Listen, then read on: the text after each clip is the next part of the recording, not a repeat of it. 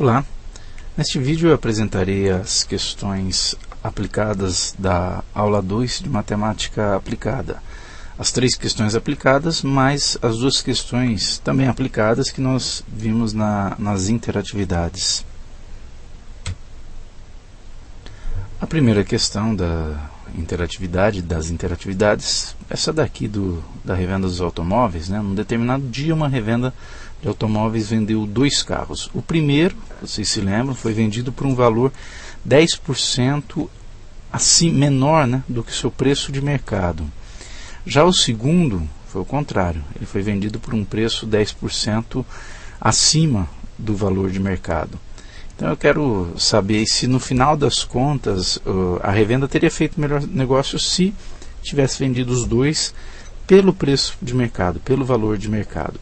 Aqui vale destacar inicialmente o seguinte, só de ver que os 2, após o desconto no primeiro, né, foi vendido por um preço menor do que o preço de mercado. E o acréscimo no segundo, o percentual, notem, é o mesmo, percentual. Só que depois do desconto no primeiro de 10% e do acréscimo no segundo, né, sobre o preço de mercado, eles ficaram com preços iguais. Portanto, esses 10% aqui foram calculados sobre um valor maior do que esses outros 10%. Quer dizer então que houve um desconto, um valor em reais, né, descontado, maior do que o valor acrescentado. Quer dizer que a revenda, no final das contas, teria sim feito melhor negócio se tivesse vendido ambos pelo preço de mercado. Porque aqui 9.900 com mais 9.900, né, o que a empresa, que a revenda recebeu foi 19.800. Se tivesse vendido os 2 pelo preço de mercado, teria recebido um pouco mais do que isso. E nós vamos ver como calcular. Tá? Então, pensando aqui, ó, 10% menor o primeiro e 10% maior o preço. A gente pode aproveitar aqui o cálculo de percentual que nós vimos e considerar que para o primeiro carro, aquele que foi vendido por um preço menor, olha, o 9.900 não corresponde ao 100%. É o preço de mercado que a gente pode, por exemplo, chamar aqui de X.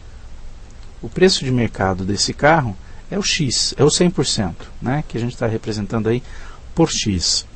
Se você tem algo que você considera como 100% e dá um desconto de 10%, logicamente, ele passa a ter o valor que corresponde a 90% do que era. 90% de alguma coisa, basta multiplicar esta alguma coisa por 0,90. Portanto, esse preço de mercado aqui, X, ele não foi praticado, mas foi praticado 90% dele, 0,90x. E isso deu, o exercício mostra, R$ 9.900. Portanto, para encontrar o valor de x, basta fazer 9.900 dividido por 0,90. Portanto, x é igual a R$ 11.000. Esse é o preço, é o valor de mercado do primeiro carro. Da mesma forma, a gente considera aqui o segundo carro, né, o preço de mercado dele, o valor de mercado, tá, o preço, vamos chamar de Y.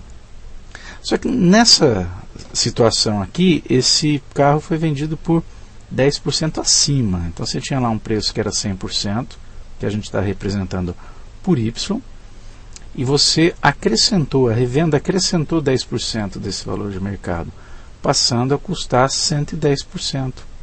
110%, 110 dividido por 100 é 1,10. A gente não pode esquecer, né, que 110% é a fração 110 sobre 100.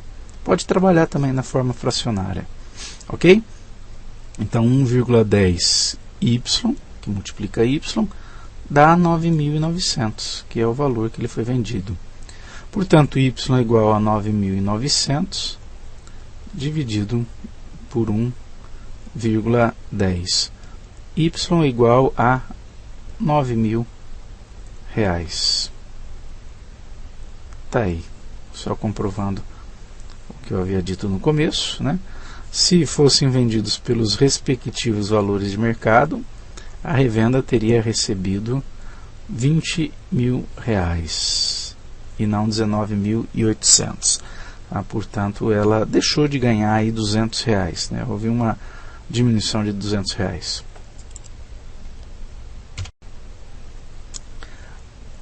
Dez máquinas do mesmo tipo, trabalhando 10 horas por dia, durante 10 dias, olha aí, tudo 10, né? Produzem 10 toneladas de um produto. 5 dessas máquinas, trabalhando 5 horas por dia, durante 5 dias, produzem quantas toneladas do produto? Tomar cuidado aqui, porque você pode ser induzido, né? Se não prestar atenção aqui, ó, só porque é tudo 10 máquinas, 10 toneladas, depois tudo 5, né? Já responder diretamente. Tá? Nós temos que montar aqui, podemos, né, resolver essa questão através de uma regra de 3. É preciso colocar as grandezas e fazer análise de proporcionalidade. Então nós temos número de máquinas, quantidade de horas por dia, quantidade de dias e quantidade de toneladas do produto. Ok? Tudo 10. Né? Depois quase tudo 5, a não ser aqui a quantidade de toneladas do produto. Tá? Então nós temos lá, vou abreviar aqui, 10 máquinas, né, quantidade de máquinas, trabalhando 10 horas por dia, durante 10 dias, produzem, então aqui a produção, em toneladas, 10 toneladas. Depois, 5 máquinas, 5 horas por dia, 5 dias, quantas toneladas? Nós começamos a analisar por aqui, né? Uma seta para cima ou para baixo. Eu optei em colocar para cima, tudo bem. A partir daqui a gente analisa a proporcionalidade com as demais grandezas, sempre partindo daquela grandeza em que há o X, né? Então, produção e quantidade de dias de produção. Quanto mais dias, né, ocorrer a produção, maior vai ser essa produção, né? Maior vai ser a quantidade produzida. Tá? Então são grandezas diretamente proporcionais. Só lembrando, você pode pensar, aumentando a quantidade de dias de produção, vai aumentar a produção, mas depende da quantidade de horas por dia, depende do tanto de máquinas. Não, nesta análise não depende de mais nada. A gente pensa somente quantidade de dias relacionado com produção, como se as outras grandezas permanecessem constantes, elas não se alterassem. Ok? Agora sim eu vou pensar na alteração da quantidade de dias, eu vou analisar qual é o efeito da quantidade de horas por dia, eu vou analisar qual é o efeito da variação da quantidade de horas por dia sobre a produção.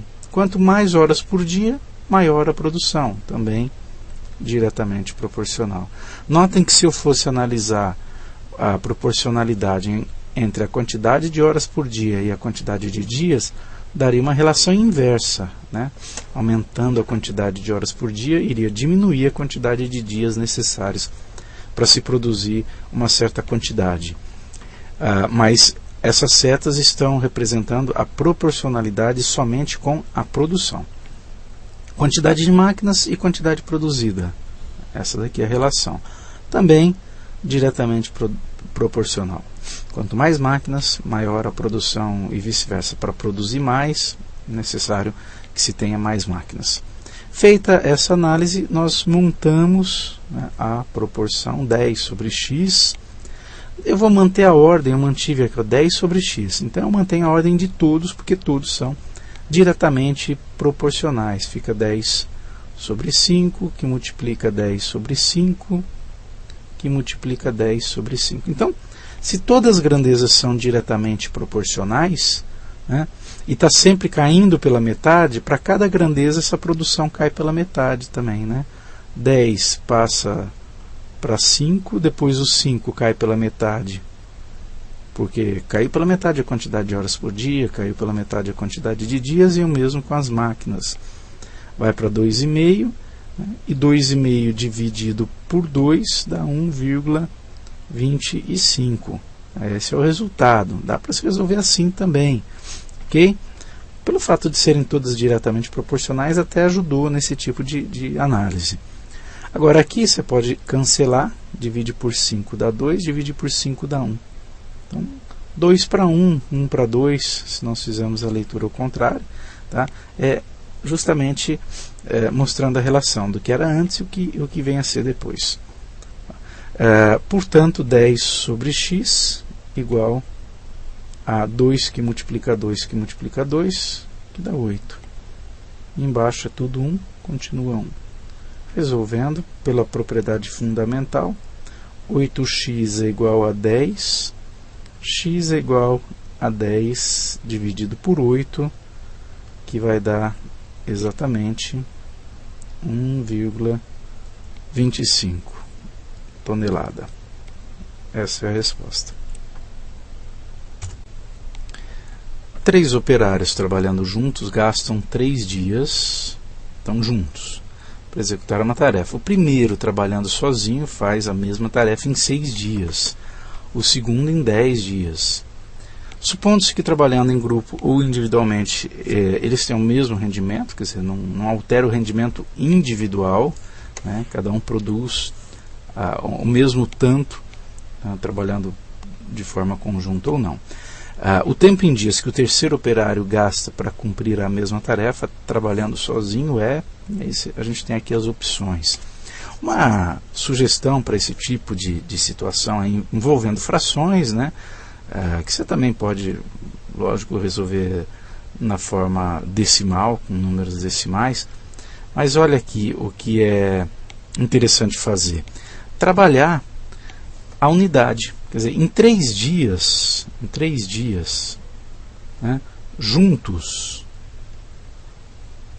eles realizam a tarefa. Em 3 dias. Tá. Trabalhar a unidade seria pensar aqui em um dia. Pense na fração trabalhada por eles juntos em um dia.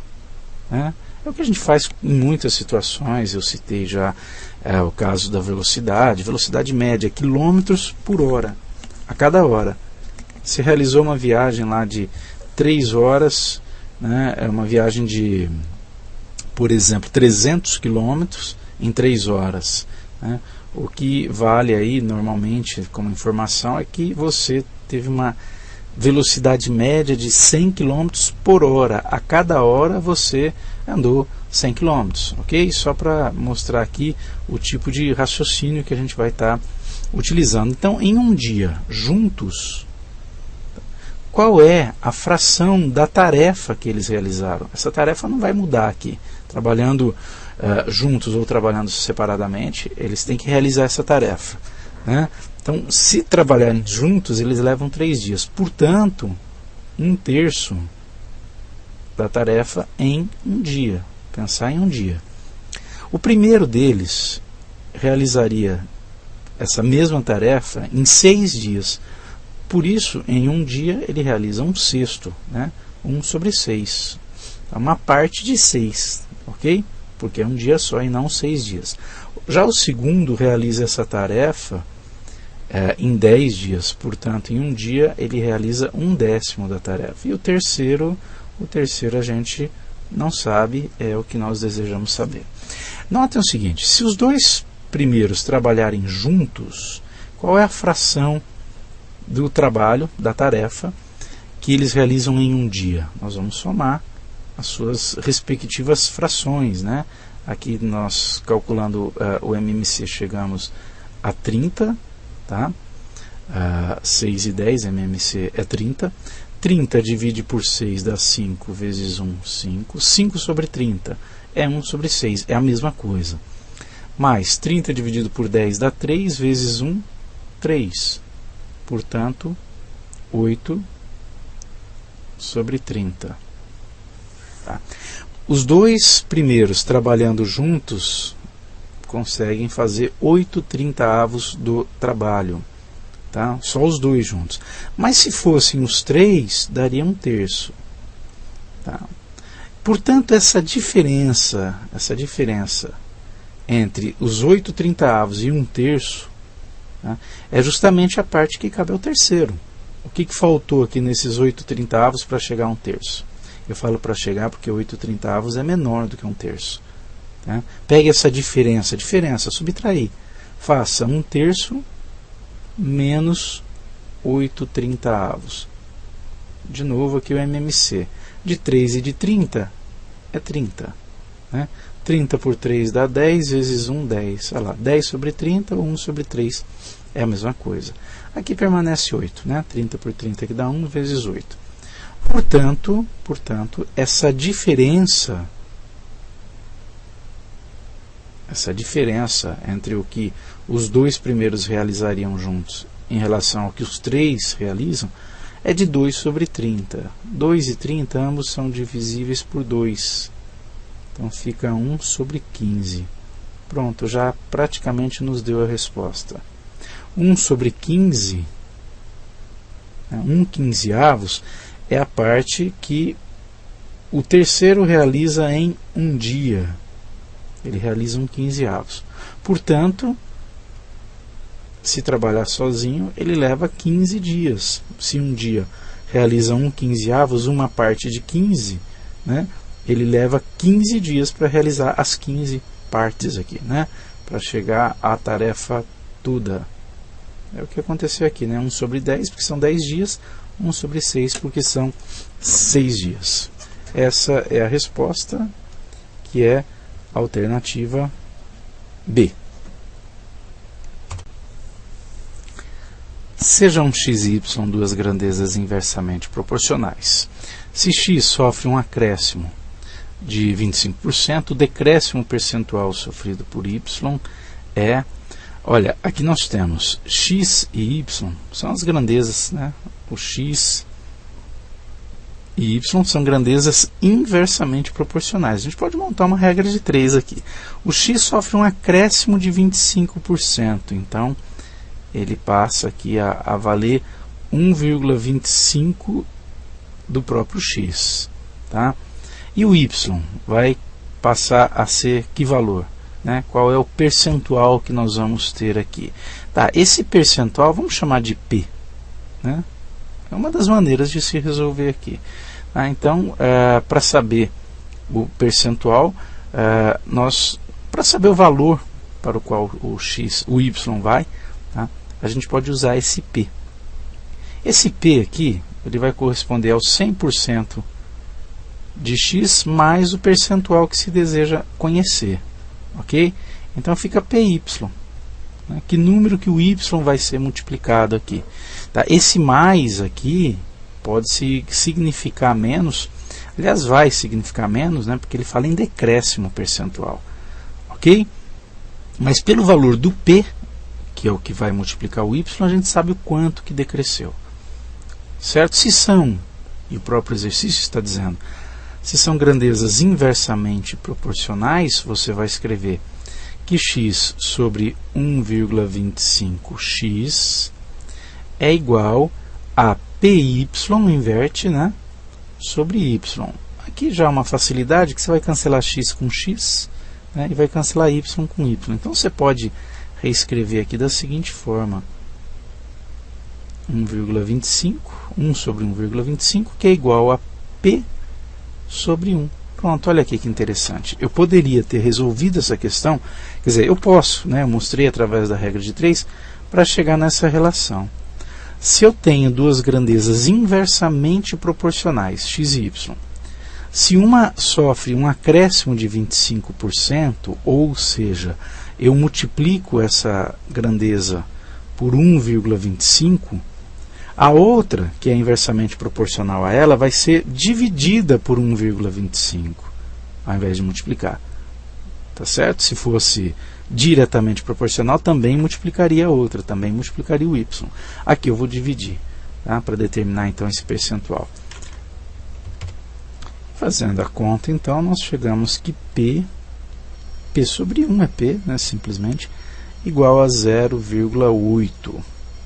O P, o número que vai multiplicar o x, é 0,8, que vai multiplicar, perdão, o y. Portanto, o decréscimo percentual que ocorre no y é de 20%. O y passa a valer 80% do que valia, né? Multiplicar o y por 0,80 significa isso, tá?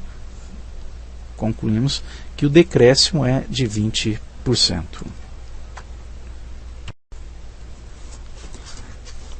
O valor orçado para a construção de uma ponte que interligará duas cidades é de 13.450.000 reais. Este valor será dividido entre 3 cidades mais próximas, que serão diretamente beneficiadas pela sua construção. Portanto, o critério aqui é dividir esse custo, né, com relação a cada cidade de maneira diretamente proporcional ao número de habitantes. Quanto mais habitantes, quanto maior a cidade em número de habitantes, maior vai ser a sua contribuição no custo, na divisão do custo. E inversamente proporcional à distância. Interessante, né? De certa forma, podemos considerar justo. Quanto mais habitantes, provavelmente mais pessoas utilizando, maior vai ser o custo que caberá àquela cidade.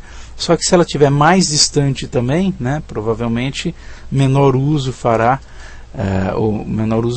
esses habitantes. Então é inversamente proporcional à distância de cada cidade à ponte. Então aí nós vamos ter uma divisão em partes proporcionais, diretamente proporcionais ao número de habitantes e inversamente proporcionais, ou inversamente proporcional, né, essa divisão, à distância de cada cidade. Aí nós temos as populações, 50.000, 150 e 110 mil, tá? E as distâncias, as respectivas distâncias. Tá? Portanto, aquele valor de 13.450.000 será dividido em partes x, y e z, para cada uma das cidades. O x, a primeira das cidades aqui, na ordem, é diretamente proporcional a 50.000. Tá? Não há necessidade de colocar 1.000 aqui, né? Não há necessidade nas contas, porque todos com relação a 50.000, 150.000 e 110.000. Então eu posso fazer diretamente proporcional a 50, a 150 e a 110, ok? Tá? Se quiser fazer 1.000 também não tem problema nenhum. E aqui as inversamente proporcional às distâncias 25, 50 e 55. Então x diretamente proporcional a 50, inversamente proporcional, então é 1 sobre 25, inversamente proporcional a 25. A parte do y, né, a parte y da segunda cidade, diretamente proporcional a 150, inversamente proporcional a 50, então 1 sobre 50. E a parte que cabe ao z, então essa é uma questão de divisão em partes proporcionais, tá? Tem a ver com proporção. O z diretamente proporcional a 110, inversamente proporcional a 55. Então, para melhorar aqui, né, o nosso trabalho, facilitar, vamos simplificar aqui cada uma dessas razões que compõem essa proporção, né? 50 vezes 1 sobre 25 é 50 dividido por 25, vai ficar x sobre 2, que é igual a y, 150 dividido por 50, dá 3. Né? E 110 dividido por 55, dá 2. Olha aqui, a primeira cidade vai contribuir no custo com uma parte equivalente à terceira cidade, e a segunda aqui, vai ter a maior parte de contribuição, né? No final das contas, a parte que caberá ao custo, né, da ponte, da construção da ponte para a primeira cidade, vai ser diretamente proporcional a 2, da segunda cidade proporcional a 3, e da terceira diretamente proporcional a 2 também. Ok? E só lembrando aqui que o valor é 13.450.000. Então, reescrevendo aqui, nós teremos x sobre 2, que é igual a y sobre 3, que é igual a z sobre 2. Se nós somarmos x mais y mais z, o resultado tem que ser 13.450.000 reais. Aplicando a propriedade da soma dos antecedentes e dos consequentes, cada uma dessas razões da proporção pode ser igualada a essa nova razão. somando x mais y mais z sobre 2 mais 3 mais 5. Tá? Vamos colocar aqui, ó, 2 mais 3 mais 2, desculpa. Tá? Agora, essa soma aqui nós temos, é o valor que nós queremos dividir. 13.450.000. Embaixo, é só fazer as contas, vai dar 7, né? 2 mais 3, 5, mais 2, 7.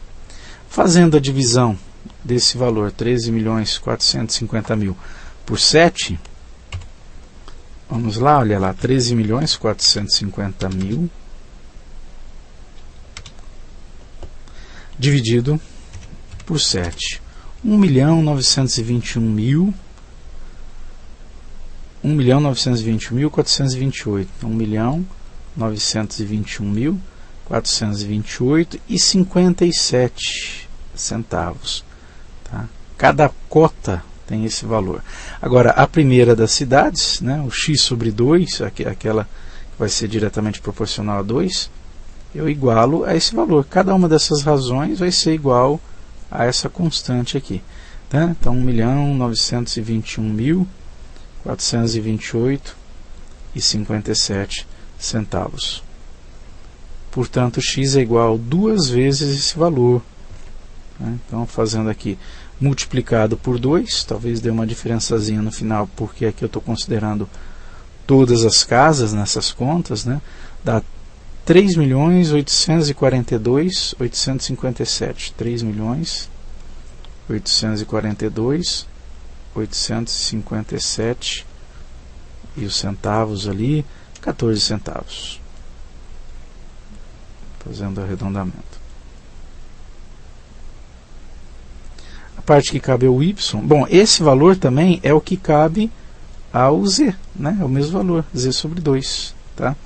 Agora, a parte que cabe ao y pode ser feita também da mesma forma, y sobre 3, ou pegar a diferença, né? 13.450.000 desse valor aqui, 2 vezes esse valor.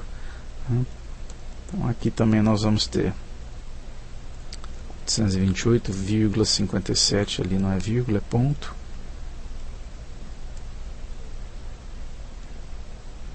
Okay. Multiplicado por 3 para achar o valor do y. Então, vamos lá para a calculadora. 1.921.428 e 57 multiplicado por 3 vai dar 5.764.285, esqueci de ver os centavos ali, e 71 centavos. Ok? Tá aí.